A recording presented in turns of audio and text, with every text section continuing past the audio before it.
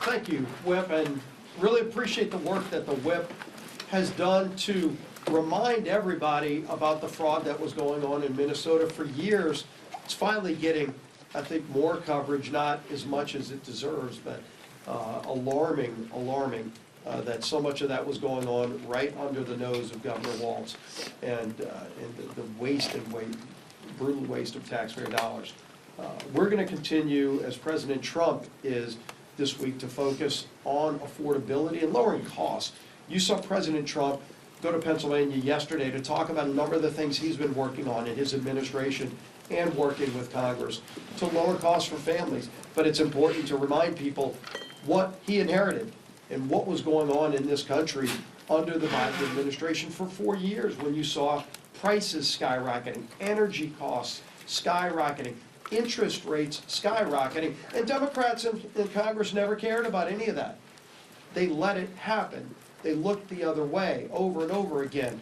An open, porous southern border that President Trump not only said he would fix as a candidate, but now has fixed as President of the United States. And when he talks about the things that he's doing to lower inflation, we're finally seeing some relief, but we're going to continue working to lower costs for families. And it's something that is not only important to President Trump, it's important to this House majority. You know, we talked a lot about health care in these last few weeks here at this podium, but our committees have been working on very serious proposals, all focused on lowering costs for 100% of American families. While Democrats talk about less than 10% of the American people, we have been talking about what we can do to lower health premiums for 100% of American families, while also giving options to people who are trapped in unaffordable Care Act plans.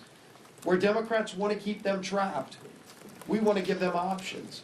And so we've been working and meeting with different caucuses within our conference for weeks. The committee chairs have been talking about the very specific bills. We've been meeting and getting ideas from a lot of our members who have great, passionate ideas on health care. The Doctors Caucus, doctors who practiced medicine in the private sector and then they came to Congress.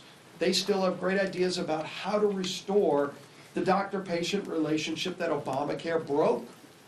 So many things about health care that the Affordable Care Act just destroyed, starting with the title of the bill. Nothing is affordable about the Affordable Care Act, and Republicans want to fix that.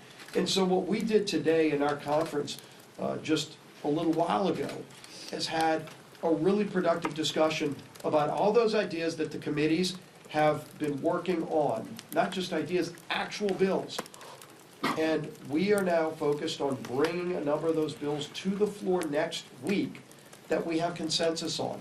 There are still some areas that we don't have full agreement upon, and we're going to keep working on those.